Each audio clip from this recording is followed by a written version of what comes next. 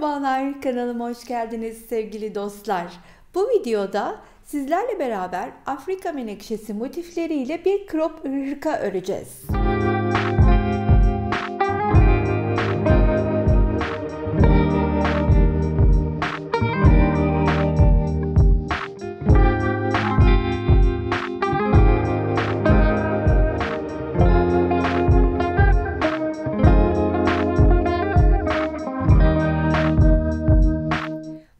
İçin ihtiyacımız olan 31 tane motif. 31 adet motifin 16 tanesini önlere, 15 tanesini arkaya kullanacağız. Arka parçayı 5x3 motifle oluştururken önleri de 8+8 motifle oluşturacağız. Motiflerimin şu şekilde hazırlıyorum. Her birinin içine böyle pastel tonlarda diyebilirim. Koyu renkler de var ama parlak olmayan, çok canlı olmayan renkleri kullandım. Elimde kalan iplerle iç motiflerini değerlendirdim.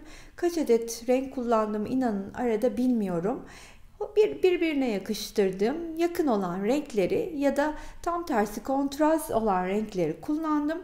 Ama dış olarak kullandığım renk Alize Cotton Gold'un 67'si. Şu görmüş olduğunuz Alize Cotton Gold 67. Her bir motifin etrafını onunla geçtim. 2 tane paket kullandım. Motiflerin etrafını geçerken birinden çok az gitti. Bunu da belirtmek isterim. Bu arada birleştirme rengimde Madame Cotton'un 0010'u. Onunla birleştiriyorum. Kullandığım tığ numaram 2.75. Hırka yine standart bir hırka gibi düşünebilirsiniz. 36 bedenden 42 bedene kadar çok rahatlıkla, hatta etrafını büyüterek 44-46 bedene bile uygulayacağımız bir hırka olacak. Daha büyük bedenler için de beden ayarlama videolarımı izleyerek hırkanın bedenini büyük çalışabilirsiniz.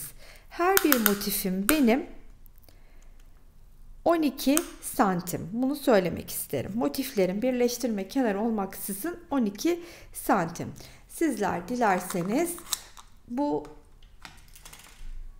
yarım trabzan. Bu arada özellikle de bu parçanın arka yüzünü önüme koydum. Motifleri daha başta çalışırken hepsinin şöyle arka yüzünü de sizler için çevirebilirim.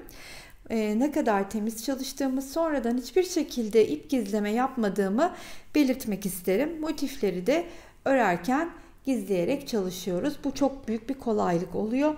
Aklımdayken onu da söyleyeyim. Benim yarım trabzanlı birleştirme yaptığım yerleri siz ikili trabzan ile yaparak daha başta hırkanızı büyük düşürebilirsiniz. Öyleyse hemen şu arka parçayı size göstermek istiyorum. Arka parçam şu şekilde. Birleştikten sonraki ölçüsünü de vereceğim size. 5x3 demiştim biliyorsunuz. Aynen dediğim gibi bu arkada, ortada kalacak olan motifli kısmımız. Bu şekilde birleştirdiğimde benimki 67,5 santim. 67,5 santim boyunu vermem gerekirse de bu şekildeyken 40 santim omza gelecek yarım motif ve etrafını öreceğimiz patla tahminim 55 santim civarı bir hırka olacaktır. Belki 55-60'a kadar uzayabilir diye düşünüyorum. Zaten crop bir hırka yapmayı planlıyorum. Çok da uzun olmasına gerek yok. Öyleyse beraberce nasıl birleştirdiğimi göstereyim. Şimdi arkayı birleştirdim bu şekilde. Şimdi birazdan beraber gösterdiğim tekniği uygulayarak siz de çok rahatlıkla birleştirebilirsiniz. Daha sonra bu arka parçayı ters olarak yine önünüze alacaksınız. Çünkü sağdaki soldaki motifleri üstüne yerleştireceğiz. Her zaman diyorum ya size, solu önce bunu sonra bunu hop üstünü birleştirip sonra bunu birleştiriyorum. Buraya geldiğimde ise 1 2 3 diye gidiyorum, hop örüyorum, yanına 1 2 3 diye gidiyorum. Bunu hep anlatıyordum. Şimdi beraberce bunu burada uygulayacağız. Birleştirmeye başlarken ilk motifimi ilk olarak alıyorum. İlmeğimi çıkardıktan sonra motifin iki kenarını yarım trabzanlarımla örmeye başlayacağım. Tığın üstüne ipimi aldım. Hemen herhangi bir köşesini buluyorum ve köşenin içine 2 tane yarım trabzanımı örüyorum.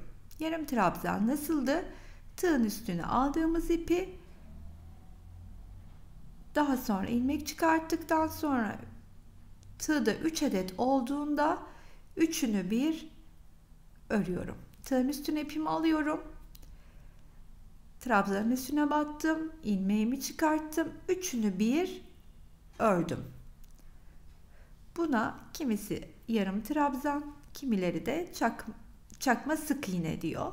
Siz dilediğiniz gibi tabii ki adlandırabilirsiniz. Burada yapılan işlem bütün ilmeklerin birden örülmesi. İki kenarını bu şekilde öreceğim. Her trabzanın üstüne batıp bir yarım trabzan örerek köşeye kadar geleyim. Köşeyi birlikte geçelim. Buraya hemen köşeye geldim. İçine batıyorum. Önce 2 tane yarım trabzanımı örüp 2 de zincir çekiyorum. Daha sonra aynı köşenin içine 2 tane daha yarım trabzanımı örüp bu kenarın sonuna kadar yine her trabzanın tepesine batarak yarım trabzanlarımı örüyorum.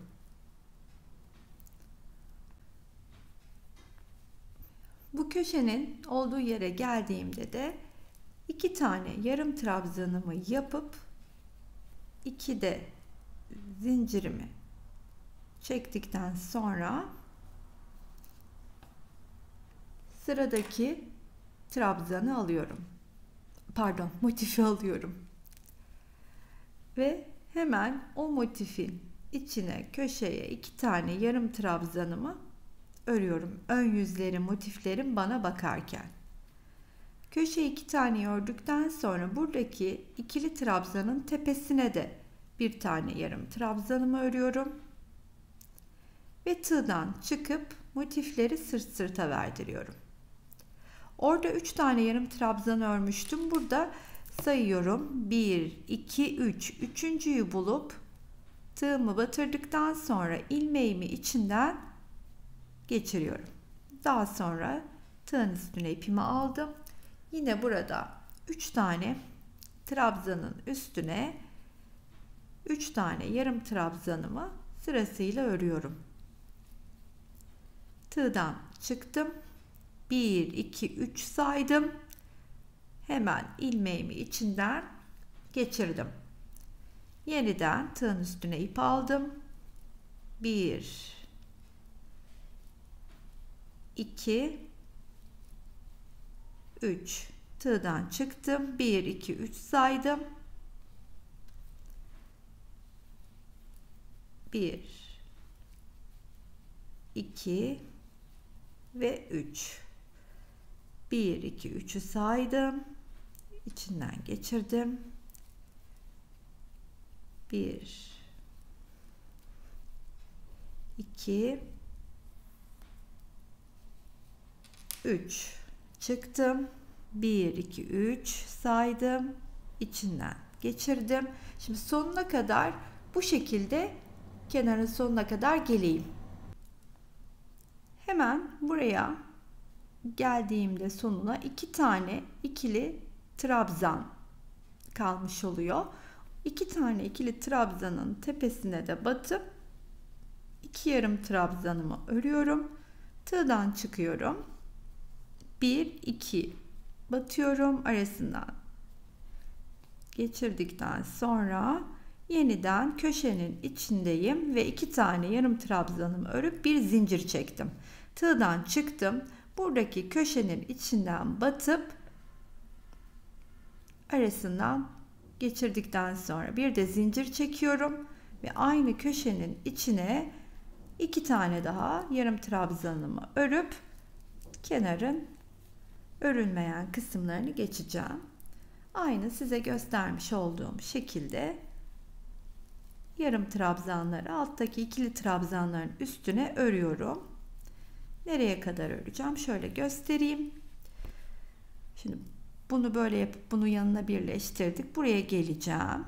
Bu köşeyi nasıl geçtiğimizi biliyoruz. Burada çünkü birlikte ördük.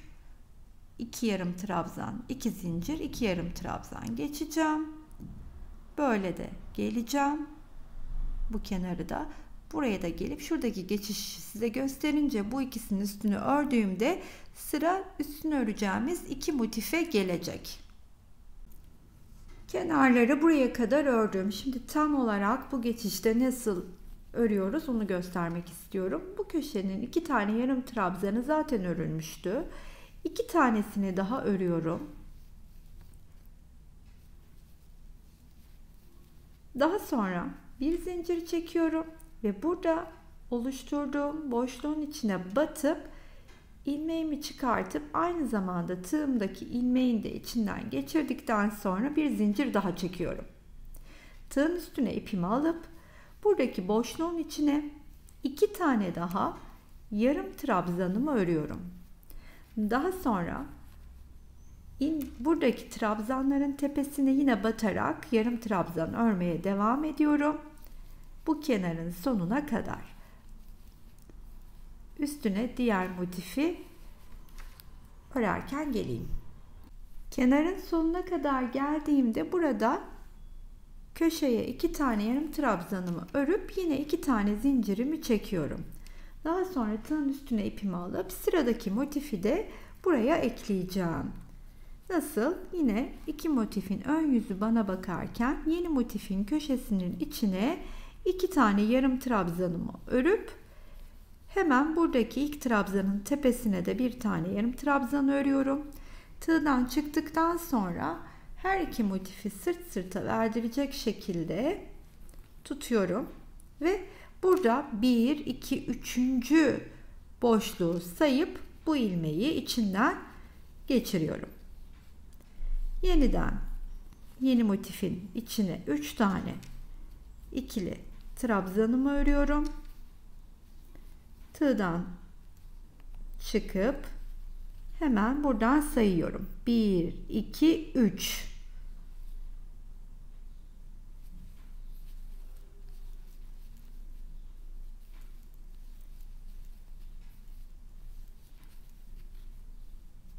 Bir, iki, üç. Ve kesiştikleri ortak noktaya kadar örmeye devam edeyim. Burada yine 2 tane kaldı. O 2 taneyi öreyim. Hemen tığdan çıkıyorum. Karşısında da yine 1, 2 tane denk gelen boşluğu bulup arasından geçirdikten sonra köşenin içine 2 tane yarım trabzanımı örüp tığdan çıkıyorum. Pardon, burada köşede olduğumuz için bir zincir çekip tığdan çıkıyoruz.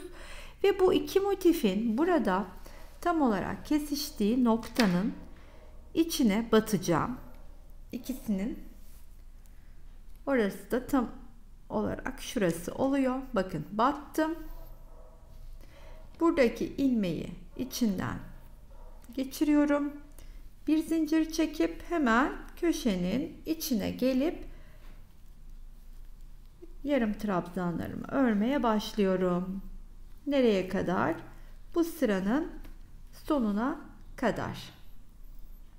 Üçüncü motifi de buraya ekledikten sonra sıra dördüncüyü yerine yerleştirmekte. Bu kenara kadar tamamladım, sonuna kadar. 2 de zincirimi çektim. Sıra yeni motifi aldığımda hemen şuraya kadar yapacağım işlem aslında aynı. Ön yüzleri bana bakarken motiflerin hemen köşeden 2 tane örüp trabzanın üstüne geçiyorum. Yarım trabzan örüyorum. Tığdan çıkıyorum. 1, 2, 3.'yü buluyorum. Karşılıklı denk gelen yarım trabzanları birleştirerek devam ediyorum. Çıktım. 1, 2, 3 saydım, battım. Kesiştikleri noktaya kadar aynen devam ediyorum.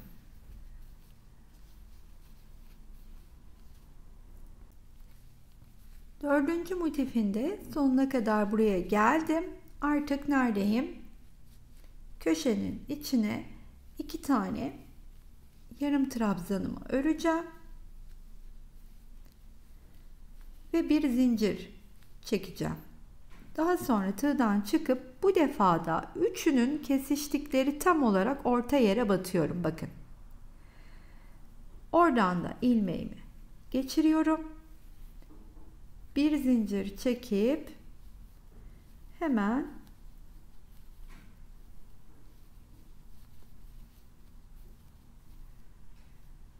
trabzanların 2 tane ördükten sonra yarım trabzanı burada ilk trabzanın tepesine batıp örüyorum. Tığdan çıkıyorum çünkü artık bu kenarı birleştirdik. Sıra bu iki kenarın birleşmesinde. Buradan 3'ü sayacağım hemen. 1 2 3 buldum. İlmeğimi aldım, geçirdim. Tekrardan trabzanların tepesine batıp örmeye devam ediyorum. 1 2 3 çıktım. 1 2 3 buldum. Bunu da sonuna kadar böyle birleştireyim. Son 2 tane yarım trabzanı da örüp köşedeki yarım trabzanları tamamladıktan sonra bir zincir çekip bu köşeden batıp içinden geçiriyorum. Tekrar bir zincir çekiyorum. Köşenin diğer 2 tane yarım trabzanını örüyorum ve daha sonra ne yapacağız? Şöyle bu ikisini örüp üstünü geçmiştim. Şimdi bu ikisini örüp hop onun da üstünü geçeceğim buraya kadar ve bu ikisini bunun üstüne eklediğim gibi diğer 2 tane motifi de ekleyeceğim. Daha sonra diğer 2 motifi de ekleyeceğim. 8 tane motifi bu şekilde birleştirerek geleceğim. Yani bu 2'yi bunun üstüne eklediğim gibi şimdi böyle geldim. Hemen buraya bir motif daha ekliyorum. Sonra yanına bu mantığı devam ettiriyorum. 8 tane motifi tamamlayana kadar üstü açıkken de buluşalım. Çünkü parçaya yerleştireceğiz. 4 taneyi böylelikle eklemiş olduk. Yani ben istedim ki nasıl ilerliyoruz bir daha göstereyim. Şöyle ki hemen bunu böyle yapmıştık. Bu ön yüzü bakarken şimdi bu motifi bunun üstüne, daha sonra sıradaki motifi hemen yanına ekleyeceğim. Tekrar üstüne geleceğim. Bunları bunun üstüne eklediğim gibi 2 tane ekleyeceğim. Bunu 8'e bu şekilde bu mantıkla devam edeceğim. 8 tane motifi 2 4, 6, 8 göstermiş olduğum şekilde sizi birleştirdim. Nasıldı yani? 2, 2, 2 ilerledik. Üst kenarım açık. Şimdi o üst kenarı 3 çarpı 5, 15 motif olarak birleştirdiğim arka parçaya birleştireceğim. Şu arka parçayı yeniden göstereyim. Eni 5, boyu 3. Buradaki parçamın ise eni 2, boyu 4. Çünkü en üstteki şu motif bizim omuz motifimiz olacak. Böylelikle diğer motifler tam olarak üst üste gelecek. Burada da birleşirken az sonra kol evimizi oluşturacağız. Birleşmeye nasıl devam ediyorum? Burada bu kenara kadar gelmiştim. Köşenin içine de 2 tane yarım trabzanımı örmüştüm. Şimdi bir zincir çekiyorum ve hemen karşıda şu ortadaki motif burada kalacak. Sağda 2, solda 2 motifi kullanıyorum. Ben önüme yatırdığımda sol parçayı, üstüme giydiğimde ise sağ parçayı ekliyorum şu anda. Sol elini kullananlar benim yapmış olduğum işlemin tam tersini uygulayacaklar.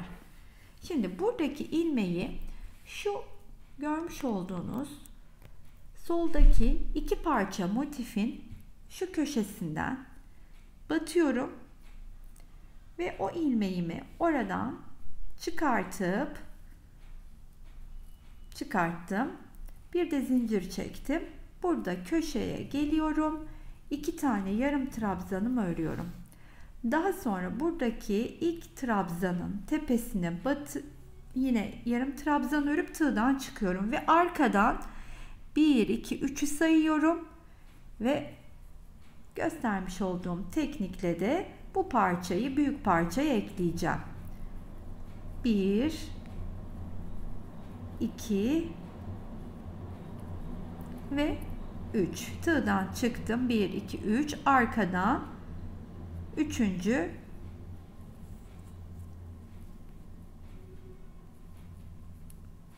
trabzana eklendim. 1 2 ve 3. 1 2 3. Bu şekilde şu ortaya kadar geleyim.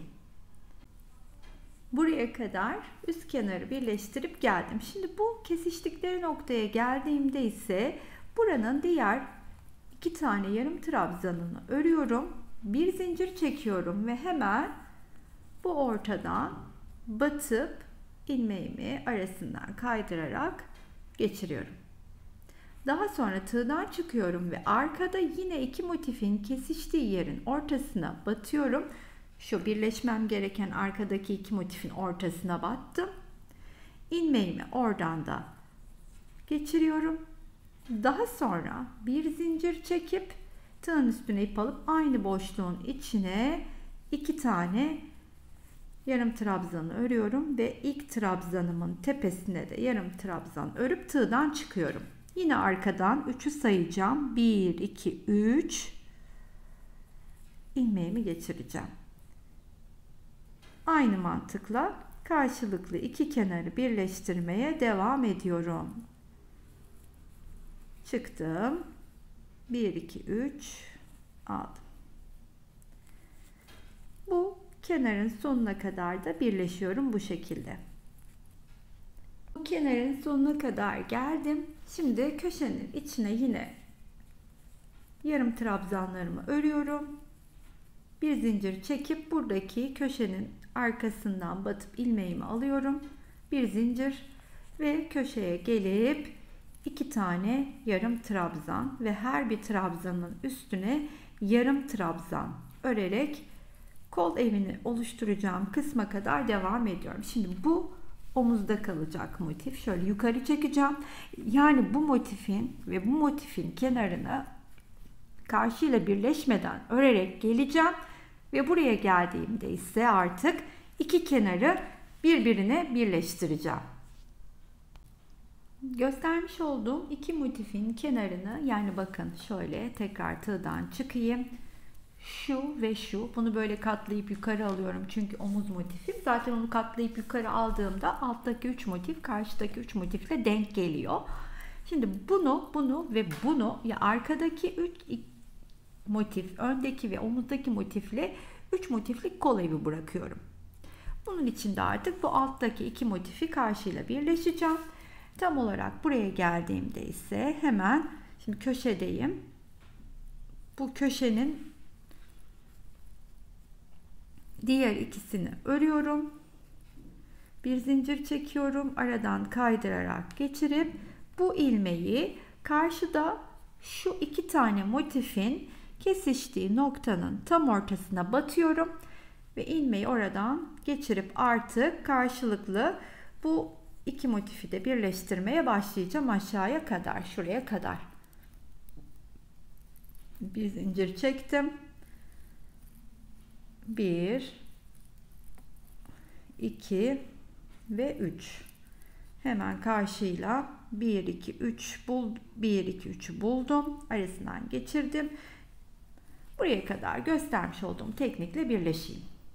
Kenarın sonuna kadar geldim. Yani başladığım noktaya geldim aslında. Şimdi burada 2 taneyi örmüştüm. Karşıdan hemen 2 taneyi sayalım.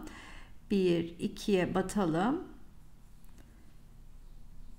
Ve köşeye gelip 2 tane yarım trabzanımızı da örelim. Bir zincir çekiyorum. Çıktım. Bu köşeden battım. İlmeğimi çıkardım. Yeniden bir zincir çekip burada ilk örmüş olduğum yarım trabzanın içinden kaydırarak geçirip güzelce kilitledikten sonra da ipimi kesiyorum.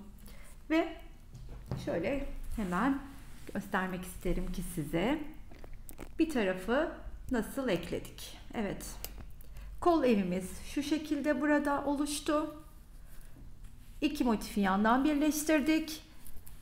Hemen 2 2 gittik. Şimdi burada da nasıl yapacağım? Şimdi üstteki atıyorum. Şöyle hemen yerleştirelim. Şimdi ilk motifin 2 kenarını buradan örüp altına diğer 2 motifi derken böylece birleşip altına 2 motifi. Yani uzunlamasına gideceğiz. Ben uzun bir parçayı tamamlayacağım. Sonra yanına alacağım. Aşamaları size göstereceğim. İlk olarak hemen ilk motifimi alıyorum ve hemen kenarına örmeye, iki kenarını göstermiş olduğum teknikle örmeye başlıyorum. Yani neydi? İki kenarına yarım trabzanlar örüp diğer motife geçeceğim. Böylelikle 1 2 yani şurada gördüğünüz 1 2 3 tane 4 tane motifi tek parça olarak ekleyip geliyorum. Sözünü ettiğim gibi 4 tane motifi böyle üst üste ekledim. Önce bunun iki kenarını, sonra bunu bunun üstüne, bunu bunun üstüne diyerek bunu da en son ekledim. Şimdi artık 4 tane motif uzunluğunda olduğu için yeterli sayıdayım. Bunun kenarını öreceğim. Sonra aynı size gösterdiğim sistemle bu kenarı aşağıya kadar geçip yanına motifleri birer sıra daha eklemeye başlayacağım. Uzun parçayı kenarında geçerek artık tamamladım. Alttaki bir kenarımız açıkken hemen yeni motifi alıp onu da buraya ekliyorum. Şuraya ekledikten sonra zaten sırasıyla artık motiflerimizi üst üste örmeye devam edeceğim bu şekilde. Yani bunu bunun yanına, bu üçü olunca bunu buraya. İlk dörtlüdeki göstermiş olduğum birleştirme tekniğini uygulaya devam ediyorum. Diğer motifleri de birleştirerek 8 motifli parçamı oluşturmuş oldum. Bu parça şu şekilde dik olarak, dikey olarak diğer büyük beden parçasına birleşecek. Biliyorsunuz bir tarafını birleştirmiştik. Şimdi diğer tarafı aldım ve üstüne attım ve alttaki motifleri üst üste getiriyorum. Üstte boşta kalan biliyorsunuz omuz motifimiz olacak burada. Bu iki tane motifi karşı iki motifle birleştirerek aynı zamanda kol evini de oluşturmaya başlayacağız. Ben bunu bununla karşılıklı birleştirip şuraya kadar geleyim. Kol altına kadar bu şekilde birleştirdim. Buradan itibaren bu motifi ve bu motifin kenarını karşıyla birleşmeden öreceğim. Çünkü kol evindeyim. Şuraya geldiğimde de artık bu üstteki köşeyle birleşip tam olarak kol evini oluşturmuş olacağım. Şu iki kenarı birleşmeden öreyim. Üst kısma kadar bu iki kenarı ördüm. İlmeğimi çıkarttım. Şimdi sıra bu iki motifi üstten birleştirip tamamen kol evini oluşturmakta. Ve o işlemden sonra sağ tarafımın, yani üstümüze giydiğimizde sol, önümdeyken sağ tarafında parçasını eklemiş olacağız. Sonra bir etrafını örmeyi size göstermek istiyorum. Burada sonuna kadar geldiğimde de ise artık yine bu köşedeki diğer iki yarı trabzanı örüyorum. Bir zincir çekiyorum ve burada şu arka tarafla şurayla ikisinin kesiştiği motifin yerle batıp bir zincir çekip böyle bir birleşme yapıyorum. İpimi kilitledikten sonra keseceğim ve artık etrafının patının örümüne geçelim kolları takmadan evvel. Parçayı böylece önüme yatırdım. Hemen şuradaki kol altından örmeye başlayacağım patını. Şimdi bu ipleri de örerken ilk önce şöyle güzel bir düğüm atayım. Sonra birini sağıma, birini soluma alıp üstünü örerken gizleyeceğim. İlmeğimi çıkarttıktan sonra her bir trabzanın, artık alttaki yarım trabzanın üstüne bir trabzan örmeye başlayacağım. Ama şimdi şuradan başlayayım ki bakın, şimdi trabzanların üstüne bir trabzan örüyorum. Bu şekilde. Köşeye geldiğimde burada köşenin içine bir tane, kesiştikleri noktanın içine bir tane, diğer köşeye bir tane örüyorum ve ondan sonra yine her bir trabzanın tepesine de bir tane örmeye devam ediyorum. Şimdi köşeye kadar bu şekilde ilerleyeyim. Başladığım yerden itibaren trabzanlarımı ördüm. Geldim, şimdi köşedeyim. Köşenin içine de battım. 2 tane ikili trabzanımı ördüm. Daha sonra 2 zincirimi çektim. Yine aynı köşenin içine 2 tane ikili trabzanımı ördükten sonra trabzanların tepesine alttaki yarım trabzanların yani ikili trabzanlarımı örmeye devam ediyorum. Şimdi ensedeki o oluşan boşluktaki geçişi nasıl yapacağımızı gösterene kadar aynen böyle devam edeceğim. Ensedeki dönüş olan yere geldiğimde ise şimdi yine trabzanların tepesine birer ikili trabzan örerek geldim. Şimdi burada önümde şu boşluk, şu boşluk ve bu boşluk var. Onlara batarak birer tane ikili trabzanımı örüp geçiş sağlayacağım. Buraya da örüyorum. Şöyle göstereyim şu kısmı. Buradan hemen bu ensedeki motifin üstüne geliyorum yine. Diğer geçiş yapacağım motiflerin kesiştiği yere kadar, yani buraya kadar ensedeki devam ediyorum örmeye. Bu taraftaki geçişe geldiğimde de yine hemen buradaki boşluğun içine bir tane örüyorum. Bir tane yine kesiştikleri yerin ortasına batarak örüyorum.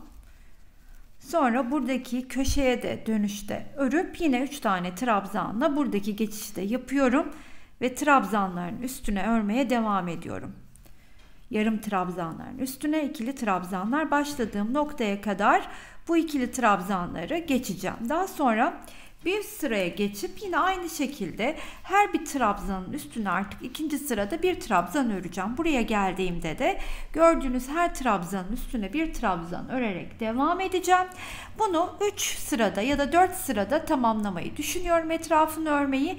Siz dilediğiniz kadar kalınlıkta örebilirsiniz.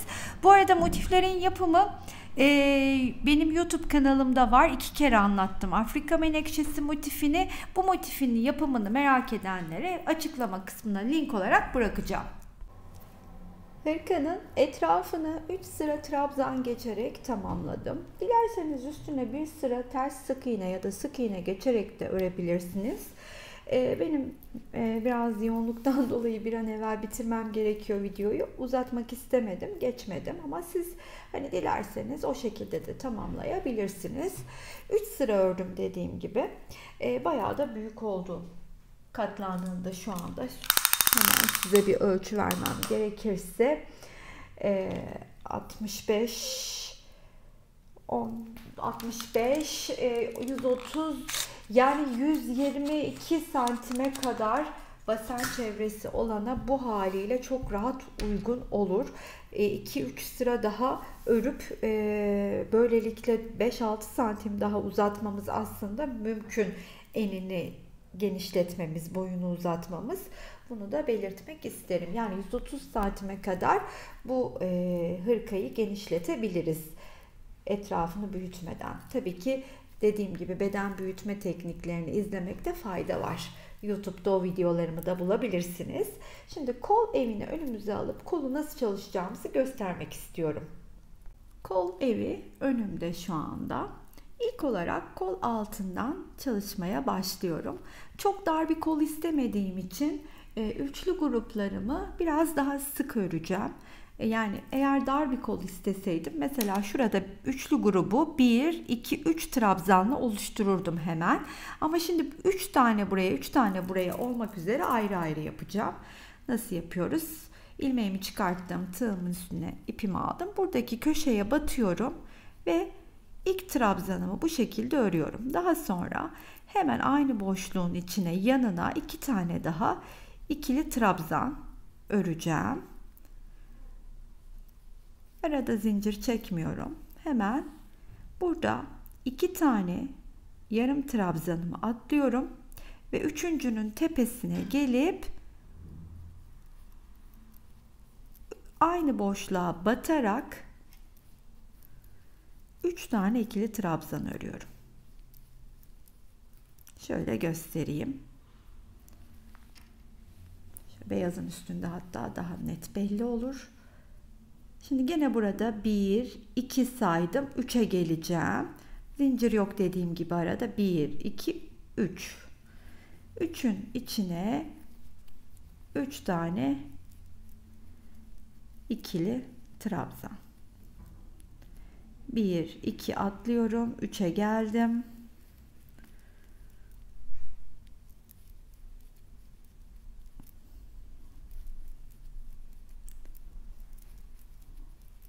Bu şekilde devam ediyorum. 1 2 3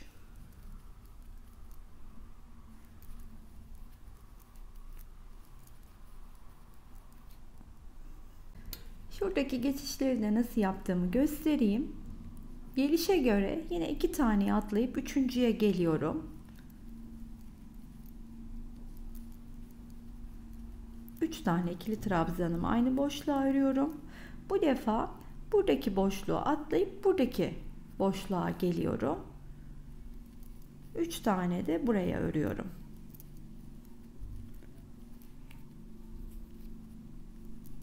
Göz kararıyla aslında üçlü gruplarımı eşit bir şekilde örmeye başladım.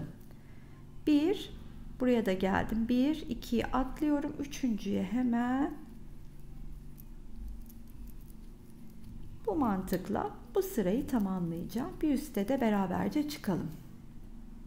Buradaki geçişe geldiğimde de şöyle oldu. Bu defa da bunu atlıyorum. Buraya gelip bu boşluğun içine 3 tane ikili trabzanımı örüyorum.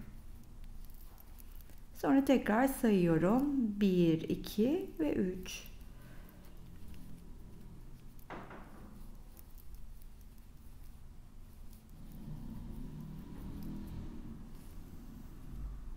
Başladığım noktaya sona geldiğimde ise artık burada tam bu köşeyle başlamıştım. Bu köşe boşluğumuz ortada kaldı.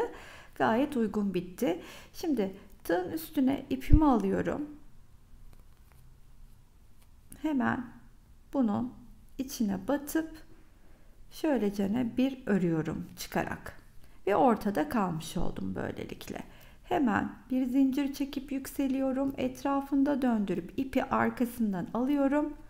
Birinciyi örmüş oldum. 2 tane daha yanına öreceğim. Daha sonra artık boşlukların içine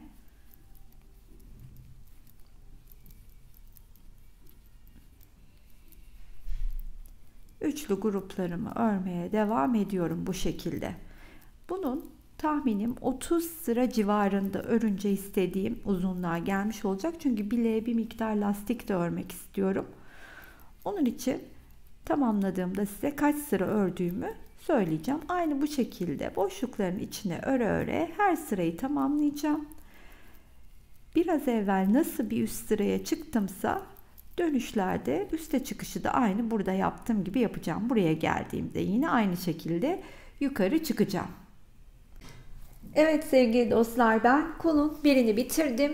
Lastiğini de geçtim etrafına, kol ağzının. Şimdi diğer kolu da tamamladım. Söylemiştim ki size 30 sıra civarı örerim. 28 sıra yeterli oldu. Yani kutucukları 1, 2, 3 diye aşağı doğru 28 sıra ördüm. Lastiksiz şu kol evinden 28 sırayla benimkinin uzunluğu 29 santim. Bunu da belirtmek isterim. Şimdi lastik örümüne beraberce geçelim. Burada 28. sıranın artık son kısmındayım. Artık kaydırarak buradaki trabzanın üstüne geldim ve bu dahil olmak üzere yanındaki ilmeğin tepesine batıyorum. Lastiğe geçmeden önce kol ağzında bir boğma yaparak toplama oluşturacağım. Yani şu kısmı örüyoruz. Hemen yanındakine battım. İlmeği çıkarttım. Birlikte ördüm. Battım.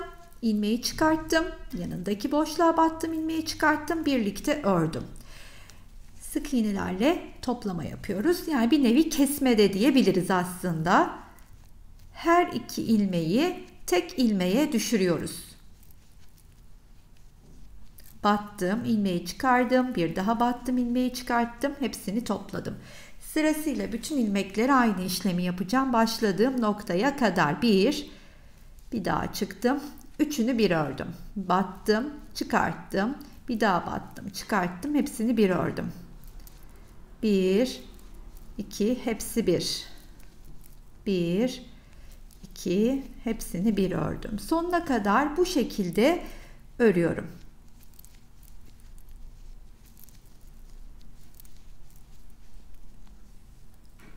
İlk toplama yaptığım yere kadar artık toplaya toplaya 2 kese kese geldim. Şimdi ilk boşluğun içine kaydırarak şöyle geçiyorum ve ilk trabzanımı örüyorum. 1. Daha sonra yandaki boşluğun içine batıyorum. Bir trabzan daha.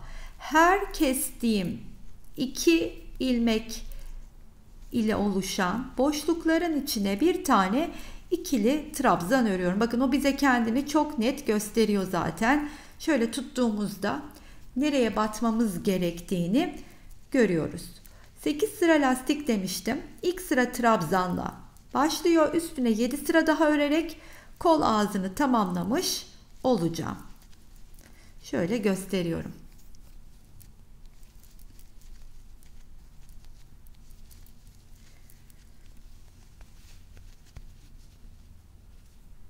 İlk trabzan sırasını tamamlıyorum. İlk ördüğüm trabzanın tepesine batarak kaydırmayla üstüne geliyorum. Ve burada bu yalancı trabzanımdan örüyorum. Zincirle yükselenler dilerse burada zincirle yükselebilir. Ve artık önümdeki trabzanları sırasıyla bir önden bir arkadan alarak örüyorum. Bir trabzanımı öne alıyorum. Diğer trabzanı arkaya. Daha önce hiç lastik örmemiş arkadaşlarım varsa şayet Gorgeous tığ işi lastik yapımı yazarak çok daha detaylı bu lastik izleme videosunu görebilir. Trabzanları sırasıyla ön ve arkadan alarak örüyoruz bu şekilde. Öndekini ördüm. Şimdi tığı hemen batıp arkaya alıp ilmeği arkadan örüyorum. Tekrardan tığın üstüne ipi alıyorum. İlmeğimi öne alıyorum. Trabzanımı ve örüyorum. Kaçırdık. Şimdi bakın tığın üstüne ipimi aldım. Sırada arka olduğu için trabzanı arkaya aldım. O şekilde örüyorum. Bu sırayı da böylece tamamlayıp bir üste de çıkalım. Bu sıranın da sonuna geldim. Şimdi yine buradaki ilk ördüğüm trabzanın tepesine batıyorum. Hemen arasından kaydırarak geçirdim. Burada yine yalancı trabzanla yükseliyorum. Dediğim gibi zincirle isteyen zincirle çıkabilir. Artık trabzanlar bana nereden örmem gerektiğini gösteriyor. Arkadakini arkadan, öndekini önden örmeye devam ediyorum. Bu şekilde 8 sıra olarak tamamlayacağım. Siz daha az ya da daha uzun örebilirsiniz. Tamamen üstünüzde durmasını istediğiniz şekle göre ayarlayın lütfen. Kolu tamamlayıp geliyorum. Ve yine en sevdiğim kısım finaldeyiz. Crop bir hırka yaptık. Aslında 40 beden üstüne çok daha uyumlu olacak bir hırka ama biliyorsunuz şimdi gençler özellikle bu tarz bol oversize giyinmeyi seviyor. Ben de ondan ötürü hani 36'dan 46 bedene kadar diyorum bunun için. Benim de hazırladığım hanımefendi biraz yapılı, uzun boylu bir hanımefendi. Boyu konusunda biraz tereddüt ettik. Çok bordoya da boğmak istemedik. Kendisi motifle de uzatmak istemediği için belki bir atraksiyon yapma ihtimalimiz var. Eğer o atraksiyonu yaparsak bir sonraki video mutlaka o video olmuş olacak. Buraya bırakmış olacağım. Sizlere de fikir olması açısından. Şimdilik buraya kadarki kısmı burada dursun. Belki de böylece ulaşacak sahibesine. Benim çok hoşuma gitti. Çok içime sinen çıtır çıtır bir hırka oldu. Rengi de çok hoşuma gitti bu arada. Şu kolumuz yeteri kadar balonu gözükmüyor. Düzeltelim hemen. Zemin olarak vişne çürüğünden 3 tane kullandım. 67'den söylemiştim. 67'den 2 adet gitti. Diğer iç renklerinde zaten elimde kalan ufak tefek ipleri kullanmıştım. Bunu bu şekilde belirtmek istiyorum. Eğer beğendinizse her zamanki gibi sizlerden bir kalbinize talibim. Yorum ve beğenilerinizi esirgemezseniz, beni çok mutlu ederseniz, hala abone değilseniz abone olmayı unutmayınız efendim. Sıradaki videolarda görüşmek üzere. Hoşça kalın arkadaşlar.